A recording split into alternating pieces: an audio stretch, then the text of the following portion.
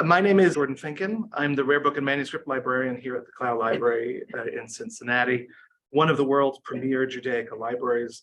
And it is a pleasure to welcome you today, both in person and virtually, to the library, and an even greater pleasure to be able to introduce today's speaker.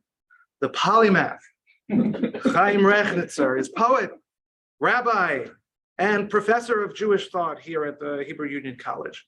A vibrant scholar with numerous articles, his most recent book, forthcoming with Hebrew Union College Press, and as co-director of the press, I can say that we are very proud to have a hand in it, and we will love to promote it, is Ars Prophetica, Theology in the Poetry of 20th Century Israeli Poets Avram Chalfi, Shin Shalom, Amir Gaboa, and T. Carmi. But it is his work as a poet that we are here to celebrate and be illuminated by today. And in particular, his third book of poems, Tmunot Reproduktiot, Pictures and Reproductions, published just last year. It's hot off the presses in 2022. This book represents something of a departure from his first two books of poetry, in that it is a bilingual work produced in collaboration with his wife, Claire. And today's talk, When Words Become the Poetry of Haim Rechnitzer, will doubtless, because it's from Haim, be a machaya. So please join me in welcoming Haim Rechnitzer.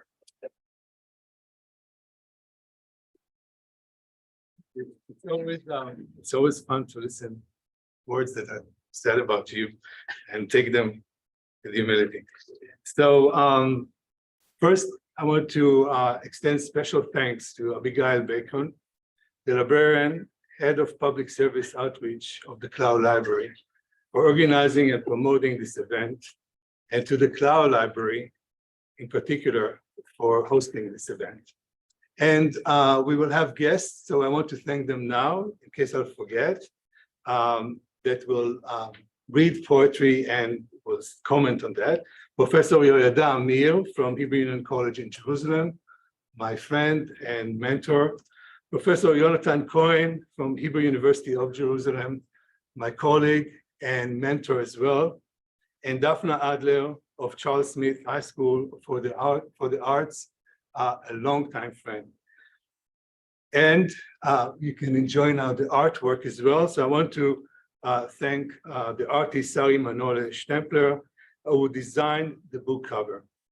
And of course, to all of you here and on cyberspace. A few words about the title of the poem, of the book.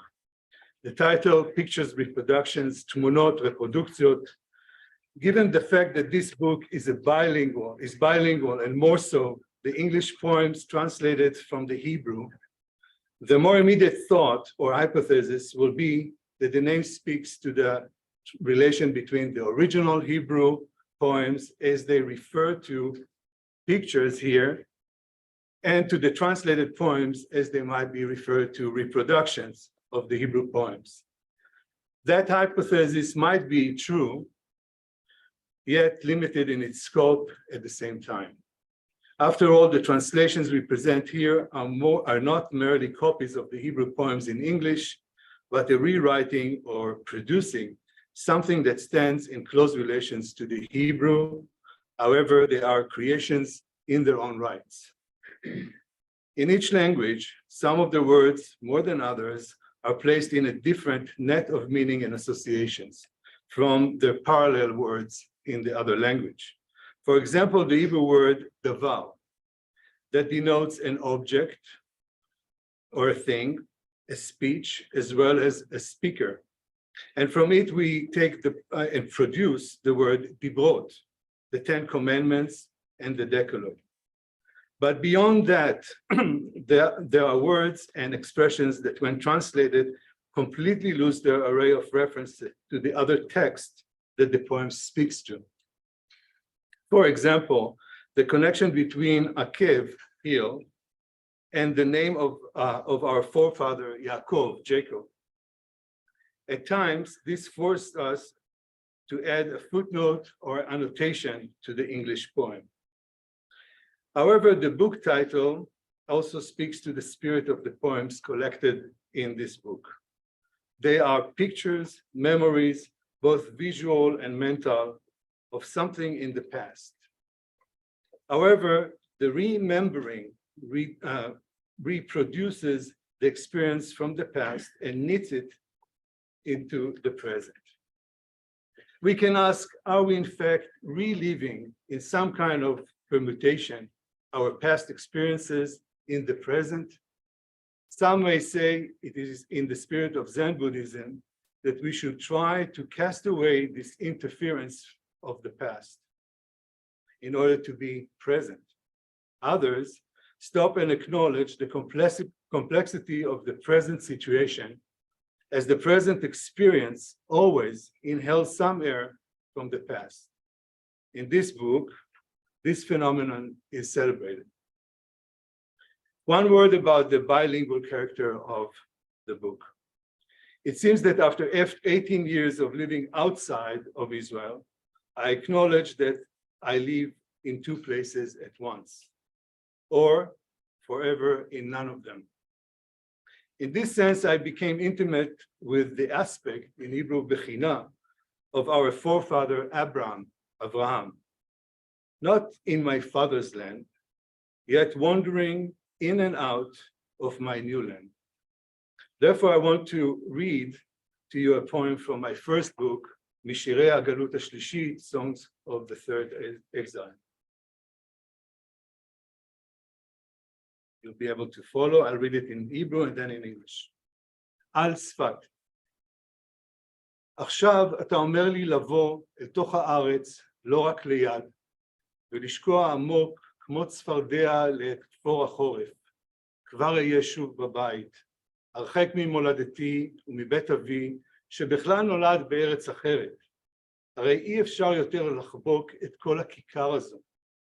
לכן באתם שלושתכם, בדיוק כשאני קודח, לומר לי, כל זה כמו חול על שפת העיניים, וכן, גם אם היא צחקה, לא הייתם צריכים לבדוק את עצבון ימיה, שהרי היא תמיד אחות קטנה שלי, ושדיה קרים רבודי פרחי דבש, וביניהם אני יוצא לסוח, לא אתן יד לברכה הזאת.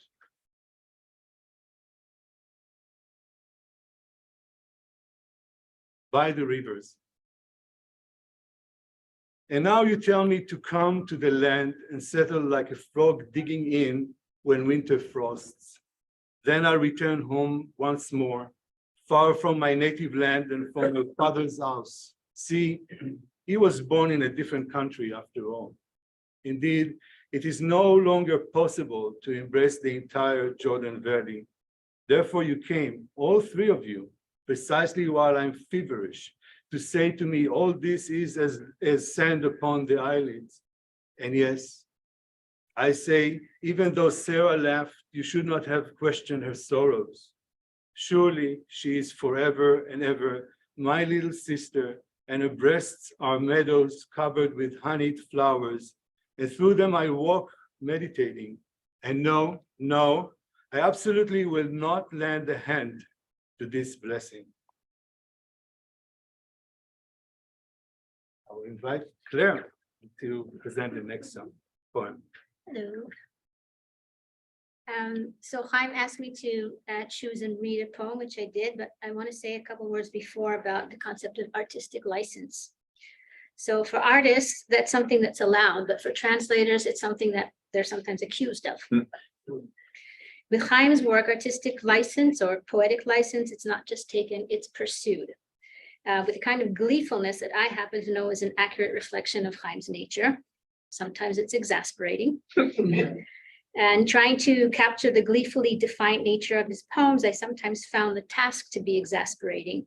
But with Haim's approval and collaboration in real time, artistic and poetic license were not just the way out. It often makes up for whatever gets lost in translation, even under normal prose conditions.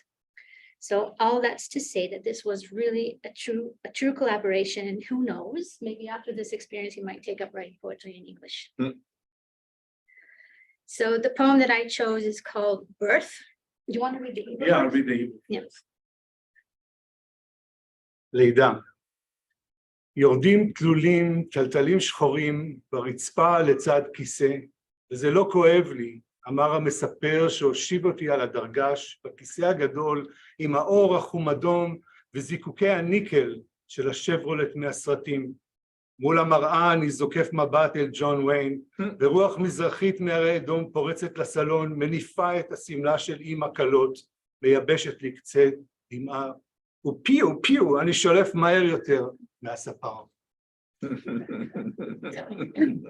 Okay, so here goes. Birth. Curly black locks fall to the floor all around the chair. And it doesn't hurt me, said the storyteller, as he sat me onto the booster in the big saddle brown leather chair with the flash of silver screen Chevrolet nickel. And in front of the mirror, I stare down John Wayne as an eastern wind from the Adom Mountains whooshes into the salon, lightly fanning mother's dress and drying my teary eye, and pew, pew, I draw faster than the barber. Thank you. All right, we move along. So Professor Yonatan Cohen chose the poem Pamonim, bells. Yonatan, can you unmute yourself and we will also hear you? Just a second. Okay. Am I unmuted? Good. All right. Can everybody hear me? Yes. Okay. Yofi. Okay.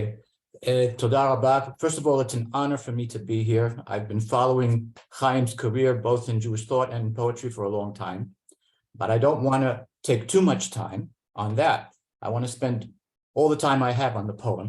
So I'll first read it in Hebrew and then in English, and then with your permission, offer a few comments I have about the poem. Pa'amonim. עוד לא תמו המשחקים בחצר, וכבר השנים מצטופפות להן במרוצת מסדרון בית הספר, ונעצרו לפתע פתח הכיתה, עומדת המורה, עם זרוע אחת נשענת במשקוף הדלת, מקבעת ידה השנייה על מותנה, ורגלה האחת מלחסנת מבט אל עקב אחותה, ושנה שנייה נתקעת בגב הראשונה, והשלישית והרביעית והחמישית כלל לא שמה ליבה, והנה הראשונה נופלת פנים על הרצפה, אני שוכב אפיים בבקשה, הרי כבר כמעט 60. כך אמרו לי, בטל הכל ב-60. ולא נסגרים שערי הונאה. לעת כזאת שדימה זלגה אל סיר העירוב של תבשיל שקדח וקדח בראשי, וגופי שחלה ומשלם יום יום על עבירות לי ולא לי, ודי. אני רוצה קצת בתשובה וחזרה מנעוריי, שיאביבו כבר חלפו עם סמדר ורגליה דילגו קלות על סלעים ומהמורות חיי. אבל יש בי עוד הרבה מור נוטף על כפות, אחותי קלה אחת שנה בשנה, פתחי לי, מורתי, אלומתי, איומתי, תרצתי, תמתי, הדלת לכיתה, ונלמד עוד שנה ועוד שנה, להגיע לשיבה טובה, ברינה נמלא ילקוט שיבולים בדמעות של שמחת משך זרע חיים שלמים לפני ש... עד כאן עברית. Now English with your permission. Schoolyard games are not yet over, and now the years huddle up along the school halls, halting suddenly at the classroom doorway. The teacher stands with one hand leaning on the doorpost, pinning the second hand to her waist. One leg slants a look to her sister's heel, and the second year slams into the back of the first, and the third and the fourth and the fifth doesn't even notice, and oops, the first falls face down on the floor. I lie in supplication, praying for nearly 60 years, as I've been told 1 out of 60 is nullified. And the gate of prayer for victims of deceit never shuts, when a tear falls into the scalding leftovers pot that stews in my head, and my body falls ill and pays dearly for my transgressions and those of others. But enough, I want an answer, repentance, and a return on my youth to spring forth now, even as it is gone with blossom, her legs skipping lightly over the rocks and potholes of my life. Still I have with me plenty of myrrh to flow through the lock. Oh, my sister, my bride, one for each year. Open the classroom door for me, my teacher, my secret, my menace, my longing, my perfect one. And we will learn year after year until a ripe old age. Joyfully, we will find that each sheaves satchel with happy tears of a lifetime's worth of sewing just before. Well, I chose this poem because I have a lot of empathy for a poem written by someone who is beginning to get a sense of the length of his years. And the word Pa'amunim, bells, reminds me, of course, of the poem by John Donne, For Whom the Bell Tolls. And there are 3 lines from that poem I would like to just mention. Any man's death diminishes me because I am involved in mankind, and therefore never send to know for whom the bell tolls. It tolls for thee. The toll tells the story of all of us, just as Haim's poem does. We get a sense of the passing of time in this being towards death of ours, as Heidegger called it. There's a quick passage of various scenes in the poem, scenes from life, in the sense of how could they have passed so quickly as we get older? Hashanim mitztofefot lahen b'mrutzat hamizdaron, or the years huddle up along the school halls. With due credit and honor to Claire, who has made these poems available in English, mamash kol hakavod. Along the school halls, misses in translation, bimrutzat hamizdaron, or in the running of the corridor. B'ivrit amirutza yesh ba paradox. There's a paradox in it. On the one hand, the years run by. On the other hand, one could say the length of the corridor. It is the length of our years that lead us to feel how short the bunches or chapters of our lives ultimately are. We can feel the bunches of 20, 30, 40, even 50 years as if it were in the palm of our hands. The move from the backyard, I don't know if the Chatzer is a schoolyard, it could also perhaps be a backyard from even earlier childhood. The move from the backyard to the school is but a jump in the poem. The teacher stands in an ironic position, as if it were waiting for you to reach the end of the run of the merutza. Each year that passes is like a stab in the back from behind. You didn't know. After some years, you haven't paid attention, and they've stabbed each other to death, those years in the back. Once we get close to 60, we feel that each year is more and more batel b'shishim, has less and less weight and meaning as compared to the growing mass of the whole. In fact, batel hakol b'shishim has 2 meanings. On the one hand, it says all the parts weigh less. On the other hand, it says the whole seems to mean less when we reach 60. And as far as lo nizgarim sharei honah are concerned, as the sharim of being tricked are not closed, we feel we have been tricked behind our backs as the time has passed without our consent. We thought we were offered a better and a different kind of deal. Until now, much of Haim's poetry has been infused with a sense of the length of space, distance from home, galut. Here we get, superimposed on this sense, which has not disappeared, we also receive a sadness at the distance of time from early beginnings. Many poems in the collection recount episodes from early life. This realization of the trick and stab in the back brings us to tears. It brought me to tears. And as far as part 2 is concerned, just a few words.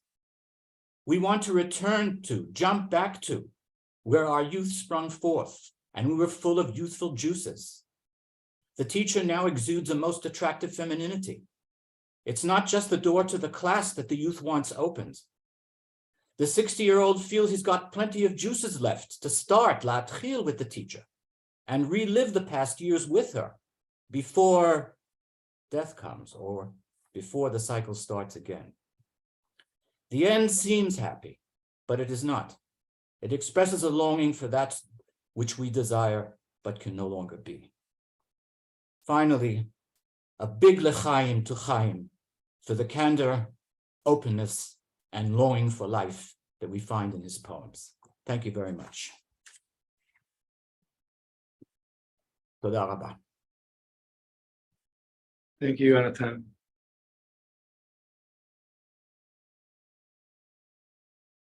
All right, we move to Yoyada Amir, friend and mentor, a rabbi, my rabbi, Yoki?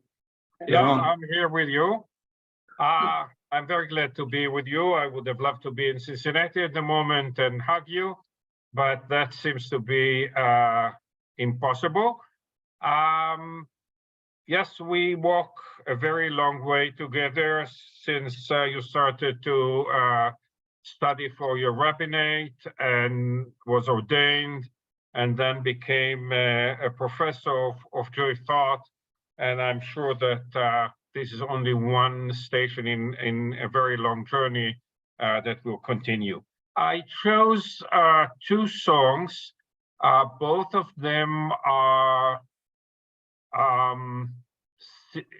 devoted to Dvorah. I'll read them in a minute. In Hebrew, Claire will read them in English. I want to say a word about the word Dvorah. In English, Deborah, but even the English translation makes sure that we speak about Dvorah. Dvorah is a bee. It brings honey. It is a symbol of sweetness. Dvorah is also the female prophet that the Bible is not shy of representing in a very dramatic way, very, very differently than any other female protagonist that we meet in the Bible. She is at the center. And Dvorah, we learn, though it's not said in so many words, is the late mother of the poet. We just heard the word Ima, mother, in another poem that was read here a few minutes ago, but not here. And the way both poems choose to speak about recollection, about relationships, about that which is being said and that which is being understood is at the center of the reason why I chose to read these poems. So I'll read the first one in Hebrew, and then it will be read in English, and then we'll move to the second one. כן, לדבורה. כן, והיא עונה לי, אני כאן. לא שואל כיצד אני שומע, וכנראה שיש בי משאלה, גם אם לא ידעתי שאני בעצם מדבר. הנה את רואה, זה החדר שצבענו, והגינה ביתי מלאה פרחים. את מריחה את שאני מספר לך, בדיוק כמו אז, בחודש האחרון, כשתיארתי לך את כל תוכניות הגיזום והשתילה, וכיצד השיח יענה מאור החמה, ובשנה הבאה, את אומרת, יפרח, ושנינו הבנו, בלי לומר מילה, שאפשר להעמיד פנים, גם אם יודעים שהזמן והפרח יפרח, אבל גם לא לך, אבל כן, את אומרת. עכשיו ספר, לאן תיסעו עם הילדים לחופשה? ואת, אני שואל אותך, תבואי גם? קלר? Yeah. תודה, יוקי, אני איתך. Yes, to Dvorah. Yes, and she answers, I am here, not asking how I hear. And it seems the wistfulness in me, even though I did not know that in fact I was speaking. Here, you see, this is the room that we painted and the garden. Look, it is full of flowers. And you smell all that I tell you, just as I described it during the last month. All the plans for pruning and planting and how this wisteria will flourish in the sunlight. And next year, it will, you said, blossom. And we both understood without saying a word that we can continue pretending, even knowing that time and the flower will bloom likewise, not for you, but yes. Yes, you say. Now tell me, where will you go with the kids for vacation? And you, I ask you, you come too. And maybe move to the second poem? Yeah, I'm afraid that it's, let me see. It is. Yes, you do have Right, it. thank you. אזכרה, memorial, לדבורה. ובעצם לאן הלכת כל השנים האלה שאני ואת לא ידעתי שאני כמה שאת כל שנותיי הלכת בי עד כאן בעצם. לא צריך לחפש אם לא מוצאים. לא, אנחנו מאבדים, לא, לא אמרתי לך. לא אמרתי לך מעולם, וגם את לא, ובכלל. וגם לא העמדנו פנים שלא הלכנו או כן הלכנו אחד מהשני. ולא ממש ידענו לומר את זה על דל שפתיים שנותרו ערלות, למרות שיצאתי מתוכך, לא ידעתי לומר לך שאני.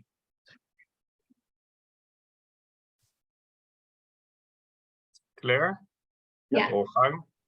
This one's a bit tricky to read because of the way the lines break or don't break, but this is typical of Haim's poetry. I'll give it my best shot.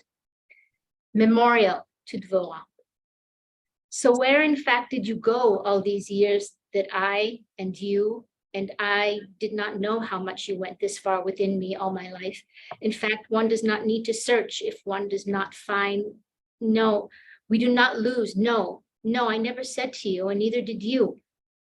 Oh well, and we did not even pretend that we did not go or that we did go away from each other.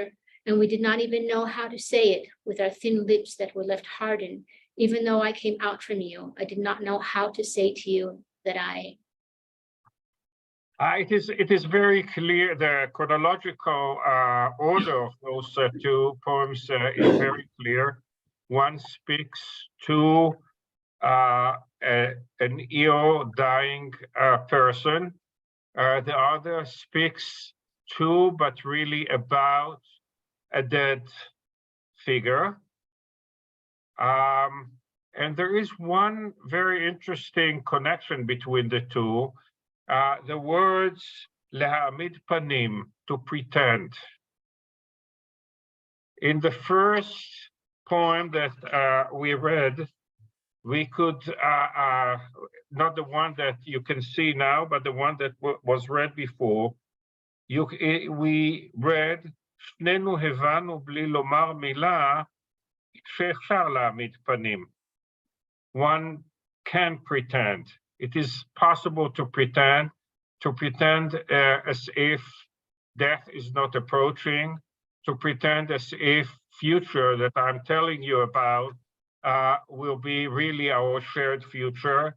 I talk like that, you talk like that, and we may pretend together.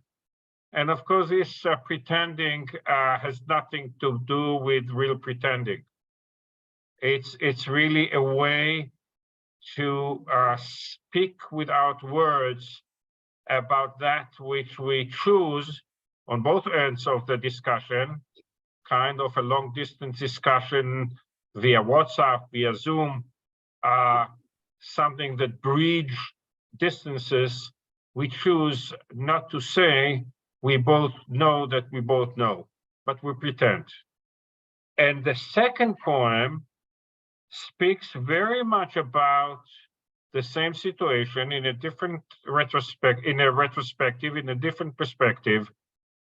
And it says in a different way the same thing that was said before. לא אמרתי לך מעולם, וגם את לא, ובכלל, וגם לא העמדנו פנים שלא הלכנו או כן הלכנו אחד מן השני. We never, I didn't say, you didn't say, we didn't pretend that we did or didn't go far away from each other. And I never knew how to say, how to speak.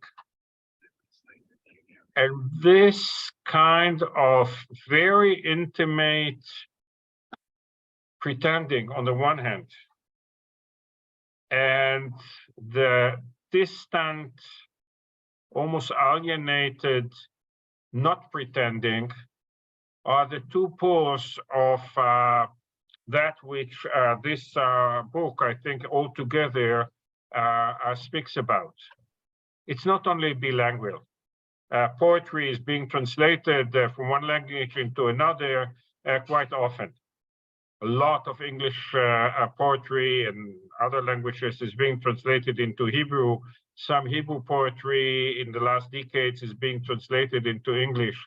This is a bilingual because it belongs to two poles of life, to belongings, to landscapes, and really to languages. And I think that which the entire book is telling us about and encountering us with, pretending and not pretending, daring and not daring, daring to say that we didn't dare, all of that is in the book. And last one remark. When I read the last words of this poem that we see now, לא ידעתי לומר לך שאני, I had a very, very strong connotation, which I have no clue whether it is my connotation or it is intended by the poet, to a very famous poem by Dan Pagis, a Holocaust poem, written, it's called Written in Pencil in the Sealed Wagon that goes to the concentration, to the death camp.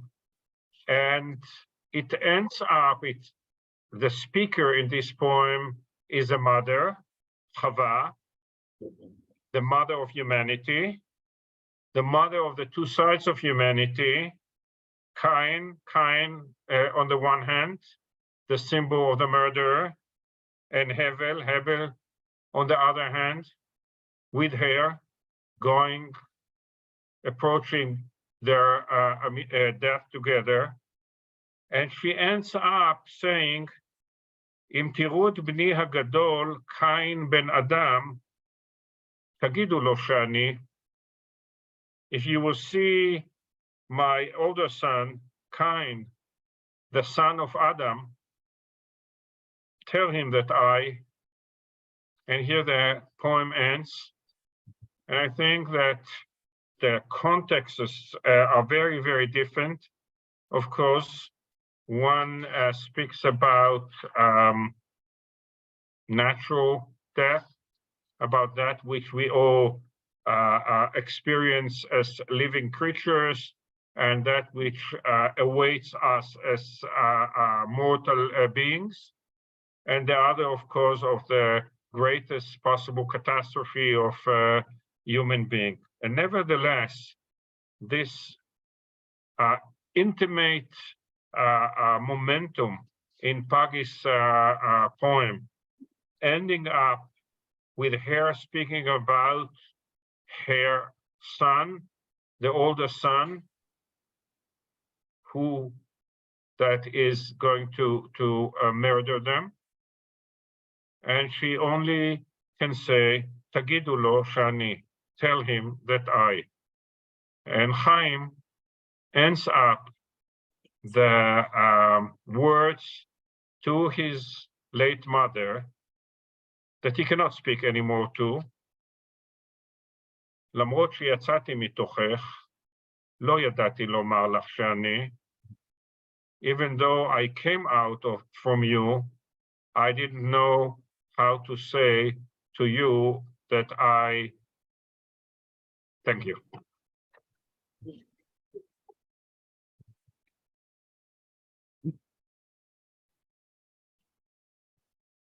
Thank you.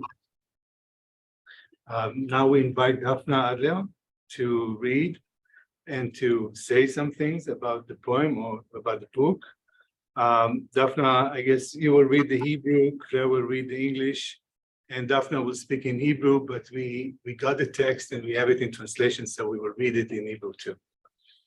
Daphna, you are. Okay, so good evening, everybody. Just a small change. Shmulik here will read the poem and I will comment in Hebrew. He will share the mission. Yeah, I got a job also, Haim. Yeah, just a second, Shmulik. Now put the, yeah, we can hear you. שומעים אותך. יופי, מצוין. So just one word, Shmulik. So this is a great surprise for me. We are together, Shmulik and I, since I was 3 months old and he was 1 day. So it's really an amazing moment. Okay. Yeah, he's bigger than me in 3 months, and you know, I know it all the years that he's bigger from me in 3 months. Sorry. He's elder. Yes, I know he's elder. Yeah, younger. Haim and I grew together in the same street, block by block.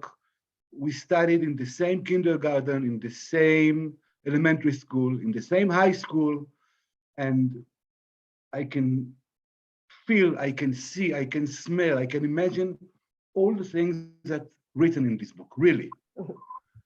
So thank you so much, חיים. כך קראו לה חמדה, והיא הייתה גם וגם, כי גם מי לא בעצם היה בא אם היה יכול לבוא לשחק בימים של רחובות מעוטי רכבים ורבי פיסות עפר, בין הבתים ובנים ובנות ואבות, שהולכים עם קולות בישולים במחבתות מעבילות, של זבתות שקוראות בחלון גם, ואני קראתי לה חמימה, וחמימבה, וחמילה, וחמוקה, עד שקרקרה לי הבטן מדי. וגם לה, כי גם מי לא בעצם היה רעב בימים ההם, שהלחם בשפע, והבשר היה בא במעוטי ימים, אולי בשישי גם. היא אמרה לי שאמא שלה תעשה הערב קציצות מפירורי לחם מתוק. היה הטעם של חמימה, חמדה, גם וגם. Wait, So before Daphne says something, I'll read this in English and then she's going to speak in Hebrew and I'll translate that. This is one of the examples of the poems where we had to make a lot of artistic license because there's a series of poems that reference a lot of Haim's old girlfriends. Friends who were girls. Yeah. But there's a lot of play on the meaning of their names and it just didn't work. So we chose a name that picked up on the meaning of the name and then ran with that. So Chemda became Desiree. And the title is, she was called Dis. She was called Desiree, and she was this and that, because who wouldn't come play if he could play back in the days of streets with few cars, but plenty of dusty stretches between the tenements and the boys and girls and fathers who walked to the sounds of grandmother's steaming skillets, calling from windows. But I called her Desi and Dizzy and Daisy and Doozy, until my stomach started grumbling too much, and hers as well.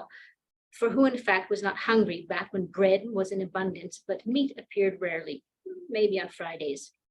She told me that her mother too will make leftover breadcrumb patties, so sweet was the taste of Desi, Desiree, this and that.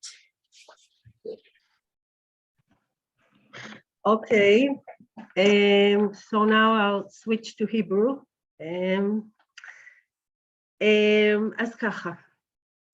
זה לא סוד שמשוררים מתגעגעים, ושהזיכרון והגעגועים הם חומר פורה ואינסופי לשירה. בהינף ראשון צצים בתודעתי 3 מושגים מיני רבים, שדרכם אנו מגדירים את היחס התודעתי-נפשי שלנו אל אותו עבר סובייקטיבי. נוסטלגיה, מלנכוליה, או לחילופים אותן מראות שתייה, כפי שביאליק כינה אותם. מראות ילדות בראשיתיים שהיו מעין התגלויות לילד המשורר, והם ממשיכים לחיות בתודעתו כמעיינות של שפע יצירתי. בעיניי שירו של חיים, כך קראו לה, משתייך במובנים רבים לסוג האחרון, אם כי הוא עושה זאת בדרכו הפרחחית והמרנינה במיוחד. אמנם הזכרנו שפע, אבל השיר כזיכרון של המציאות ההיסטורית שהייתה בירושלים בשנות ה-60 של המאה הקודמת מתאר תקופה של מחסור. רחובות מעוטי רכבים ורבי פיסות עפר, או מי בעצם לא היה רעב בימים ההם, או הבשר היה בא במיעוטי ימים.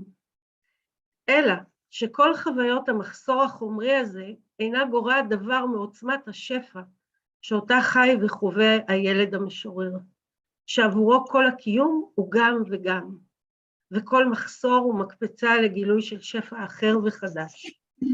משיכתו של הילד לעולם עזה ופתוחה, והיא פוגשת את הריבוי והמשחק החוגג והקרנבלי שבחוץ.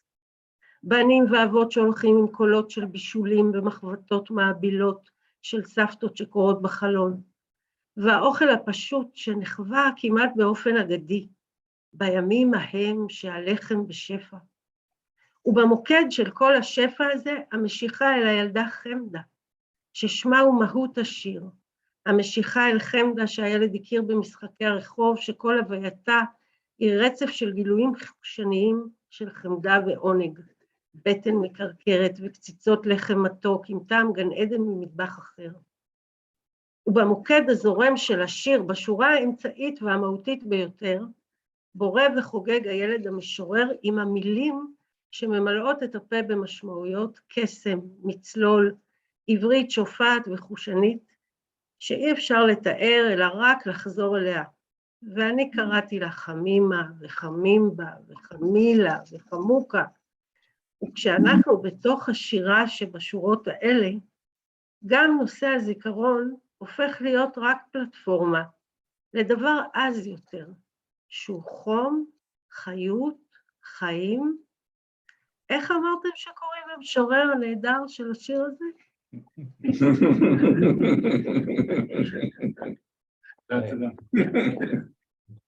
שיר.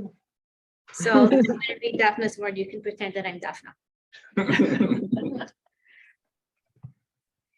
It's no secret that poets experience longing, and that memories and longing are an infinite and fruitful source of material for them. There are many ways that we can define our conscious relationship with our subjective past, but three that come to mind for me are nostalgia, melancholia, and what Haim Nachman Bialik referred to as wellsprings of imagination, meaning early childhood experience that were like revelation to the child poet, and which continue to live in the adult's consciousness as an abundant source of creativity. To me, it seems that Haim's poem, She Was Dis, belongs in many ways to the third kind, but in its own mischievous and delightful way. I mentioned abundance, but the poem as a recollection of an historic reality of Jerusalem in the 1960s describes an era of scarcity, streets with few cars but plenty of dusty stretches, or who in fact was not hungry back when, and meat appeared rarely. Still, all this material scarcity does not take anything away from the wealth of experience felt by the poet child, for whom existence was both this and that. All the scarcity is but a jumping board to discovering a new and different kind of abundance. The child's attraction to the world is strong and open as it meets with the multiplicity and celebratory carnival-like games of the external world. Boys and girls and fathers who walk to the sounds of grandmother's steaming skillets calling from the windows, and simple food that was wondrously experienced as back when bread was in abundance.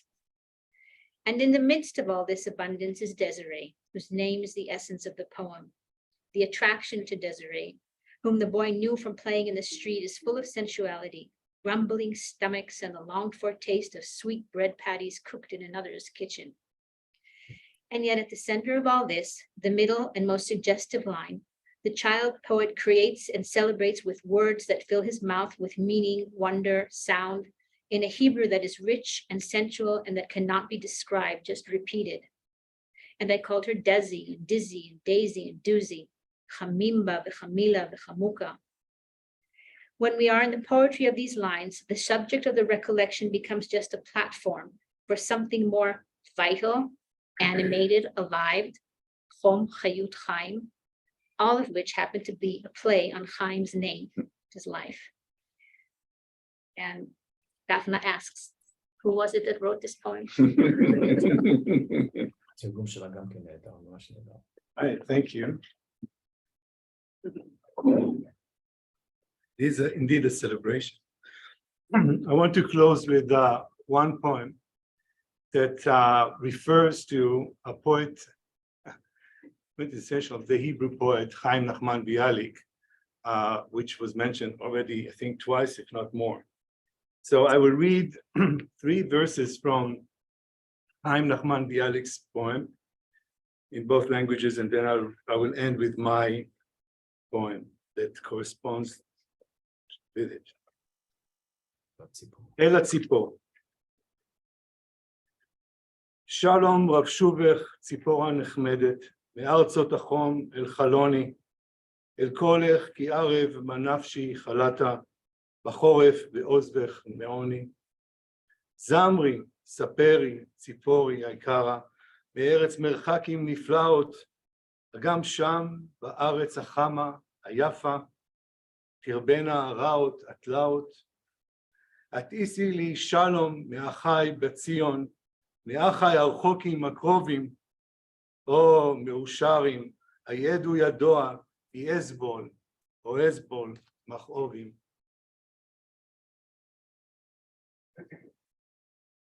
We couldn't capture the rhythm. This is a fusion between sort of an official translation and a few changes. To the bird. Welcome back, lovely bird, from hot lands to my window. I yearn for your sweet song in winter after you left me at home. Sing of miracles far away. Is there, dear bird, tell me, much evil there too, and pain in that land of warmth, of beauty? Will you bring me a word from my brothers in Zion? My brothers, the far, the near?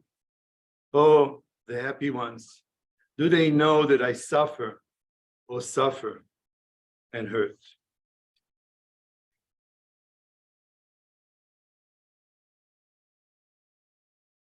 אל הציפור. חולת געגועים לאן ציפורי הגינה שלי פורסות עם ליל, אבל כעת עדיין בוקר. ועוד אני יושב אל החלון, מזמר ומספר שלום הארץ, ומה רבו הערים בינינו. זרי פרחים ששלחתי מזרעי דמעותיי המקווקבות על דף עקבות רגליי, מי ימנה מספר נדודיי. בשנת ליל אני עף אל ארץ השקט והתומר, ועם שחר שב אל מעוני. Excuse me. To the bird. Lovesick to where my garden birds depart at nightfall. But now it is still morning, and I sit by the window humming the story of that country, and how vast the mountains between us, the flowers that I sent from seeds of tears perforating lines along a page, my tracks. Who will count my wanderings? Slumbering at night, I fly to the land of the almond and the palm, and with dawn, return to my dwelling. That was the end of reading poetry. We have a few minutes. If there are questions, comments, wishes, and if not, we will close with that. With this. I have a question. Are there any topics that you feel like you won't write about because they're too personal? Not that you have to share them, because that would sort of be, but do you feel like when you're writing, there are things that are off limits, or do you just write whatever you're feeling about any memories? So it's true that the poems are nourished and feed off personal experiences, but I hope that when I write, they transcend it, which means that, okay, for Shmulik and my friends that know me intimately, they can link to the person, the author. But I would not have published the book if I thought that you need that. So this is a long way to say that no, nothing is off limit, because that's the freedom that writing poetry allows. I can not hide behind, but I can always transcend my own biography. And that's my wish, that even my closest friends will read that and enjoy both like Chemda, Gam v'Gam, this and that. Yeah. Jennifer. Do you feel your poetry the same way in Hebrew as you do in English, or English as you do in Hebrew? Do they have a different feeling to you personally? So to me personally, Maybe repeat it. Did they hear? yeah, why? everyone heard. So the question is whether I feel intimate or I feel the same with English, with the poems in English or when they are in Hebrew. It's not the same, not just because it's different language. It's also not it's not true to say mother tongue because that was Yiddish, but it's not my own native language. And my imagination and connections to different texts is much richer in Hebrew. So the English is a sort of, I'm looking at that from a distance, but working on this translation with Claire gave me a fortunate opportunity to actually take the step back from the Hebrew, my Hebrew, and look at the Hebrew as the Hebrew of the poem. And sometimes it was hard because then you have to give up some of the allusions and the word plays that are so woven into my own life as a poet. And also that's what interests the readers, my life as a poet. So I always see the differences and I weigh the prices, but I'm so happy that I finally, as I said in my opening words, I finally can be read and read in both languages. So this celebration is much greater than the price that we pay for the translation. It is true that in the introduction to the book, the Hebrew introduction to the book, I speak to those that can read both languages. And that's why the introduction is different. And I think that those that can look at the bilingual, the page point by point, poem side of the poem will benefit or will celebrate or whatever, enjoy, hopefully, the most. But I really hope and pray that if you just read one column, just the Hebrew or just the English, they stand independently. So that was our task together. Yeah. Maybe one more or not. Yeah. Do you have a favorite poem? No. I mean, there are poems that well, are more emotional for me. And I think that the poems that are about my mother and her passing is very emotional when I hear that, when I read that. But that's me. But that doesn't mean that I favor that. I hope that all of them are my kids and I love them all. Okay, thank you.